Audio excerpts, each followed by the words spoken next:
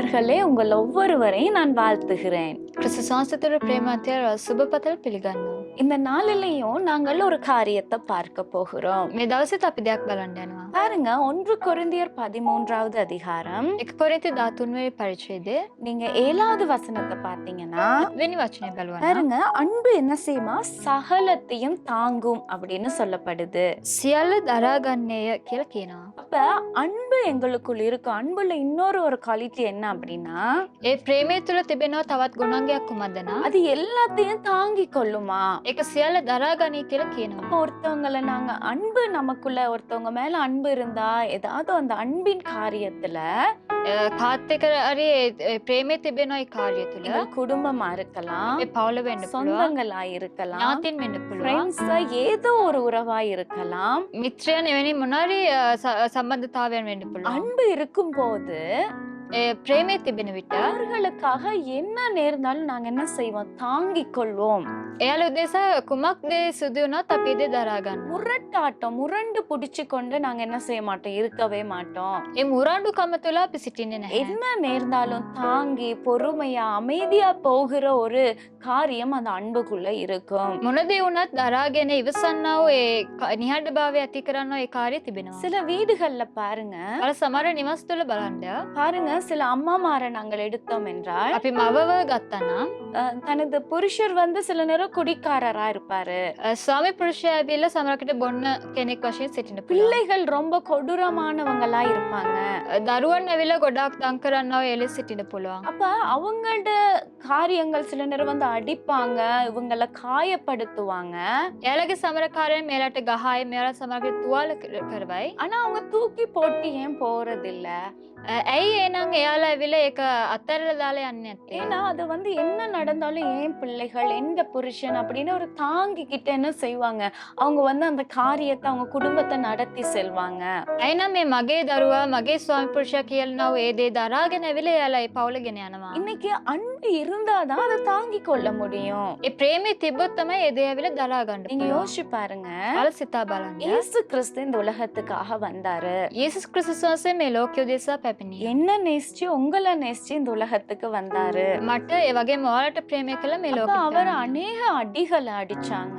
එයාට ගොඩාක් පහරවල් දුන්නා. அவரு அவ்வளோ ரத்தம் சிந்தினாரு. ගොඩාක් ලේ වැගිරුවා. அப்ப அவளுக்கு எவ்வளோ கசையடிகள் அதெல்லாம் படுற நேரம் அவர் எவ்வளவு வேதனையா இருந்திருக்கும். ඒ කස පහර වැදෙන විට කොච්චර වේදනාව වෙලා ඇද්ද? ஆனாலும் யாருக்காக அவர் தாங்கி கொண்டாரு? නමුත් ඒ සියල්ල කවුරු උදෙසාද දරාගත්තේ? எனக்காக உங்களுக்காகவும் தாங்கி கொண்டாரு. මන් නිසාත් ඔයා නිසාත් ඒ දේ ஏன் அவர் දරාගත්තා. எங்க மேல அவ்வளோ அன்பு வைத்திருந்ததுனால ඇයිනම් උන්වහන්සේ එතරම් ප්‍රේමයක් අප තුළ තබා තිබෙන நான் නිසා. தாங்கிக்கிட்டு சரி இவங்களுக்கு நான் ரட்சிப்பை கொடுப்பேன் என்கிற அந்த ஒரு காரியம் இயேசு கிறிஸ்துக்கு இருந்தது.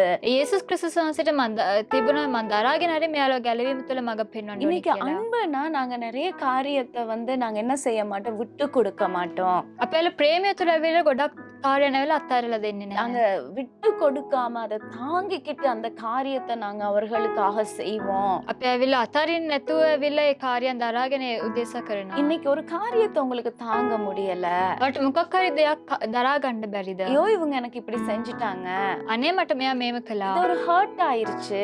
ඒක ගොඩක් රිද්දේලා තිබෙන්න கண்டிப்பா පුළුවන්. ஹர்ட் ஆகும் தான். සැබවින්ම ඒක ஆனா රිද්දේ. உண்மையான அன்பு இருக்கும் போது නමුත් ඒ අවංක ප්‍රේමය තිබෙන அதை විට தாங்கிக்கிட்டு நாங்கள் கடந்து போகிறோம் இல்லையா? ඒ දේ දරාගෙන අපි ගමන් කරනවා නේද? அதுதான் உண்மையான அன்பு வெளிப்பாடா இருக்கிறது. ඒක තමයි සැබෑ ප්‍රේමය තුළ එළිදරව්ව. இன்னைக்கு எனக்கு இது தாங்க முடியலையே அப்படின்னு நீங்க பார்த்து கொண்டு இருக்கிறீங்களா? මට මේ දවසේ මේ දේ දරා ගන්න බෑනේ කියලා ඔයාලා බලනවාද? இந்த காரியத்தை எனக்கு தாங்கி கொள்ள முடியல, இதுக்கு மேல என்னால எழும்ப முடியல, எனக்கு முடியல அப்படிங்கிற ஒரு சிச்சுவேஷன்ல இருக்கிறீங்களா? මට මේකට වඩා නම් බෑ, මේකට වඩා නම් මට දරා ගන්න බෑ කියන වාර්තාවනේ තුළ ඔයාලා සිටිනවාද? தாங்கும் பலத்தை கர்த்தர் இன்னைக்கு உங்களுக்கு கொடுக்க போகிறாரு. ඒ දරා ගැනීමේ බලය උන්වහන්සේ ඔයාලට දෙන්න යනවා. கர்த்தரோட இயேசு கிறிஸ்துவோட அன்புக்குள்ள நீங்க உங்களை அர்ப்பணித்துக் கொள்ளுங்க. ඒ යේසුස් ක්‍රිස්තුස් වහන්සේගේ ප්‍රේමයට ඔයාලා කැප කරන්න. நீங்க தாங்கி அதுல ஜெயிக்கத்தக்கதாய் கர்த்தர் இன்னைக்கு உங்களை நடத்த போகிறாரு. ඒ දේ තුළ දරාගෙන ජයගන්න උන්වහන්සේ මඟ පෙන්වන්න நீங்க යනවා. ஒப்பு கொடுப்பீங்களா? ඔයාලා කැප எங்கள் කරනවාද? அன்புள்ளவரே, අපගේ ප්‍රේමවන්ත දෙවියනේ கர்த்தாவே நீ தாங்கிடும் பலன் தருகிற தேவனாய் இருக்கிறீர். ඔබ වහන්සේ දරා ගැනීමේ බලය දෙන්නව දෙවිදුන්. அப்பா நீங்க எங்களுக்காக பாடுகளை தாங்குனீங்க, நீங்க ஜெயித்தீங்க இயேசுவே. අප උදෙසා පීඩාවන් විඳලා ඔබ වහන්සේ ජයගත්ත அந்த පියාණනි. தெய்வீக அன்பு எங்களுக்கும் ஊற்றப்படுவதாக. ඒ දේව ප්‍රේමය අප තුලත් ඔබ වහන්සේ වපුරන්න. எனக்கு இதுக்கு மேல தாங்க முடியலன்னு யாரெல்லாம் பார்த்துட்டு இருக்காங்களோ, මේ කාර්යය තුල මට මීට වඩා දරා ගන්න බෑ කියලා කවුරු බලනවද? கிறிஸ்துவின் அன்பு ஒவ்வொருவரையும் நிரப்பி அந்த தாங்கிக் கொள்ளுகிற பலன் உண்டாவதாக. ඒ ක්‍රිස්තුස් වහන්සේගේ ප්‍රේමයේ සියලුම දරුවන්ව පුරවලා දරා ගැනීමේ කරුණාව ලබා දෙන්න. இயேசு கிறிஸ்துவின் நாமத்தில் பிதாவே. යේසුස් ක්‍රිස්තුස් වහන්සේගේ නාමයෙන් පියාණනි. ஆமென். ආමේන්. God bless you. God bless you.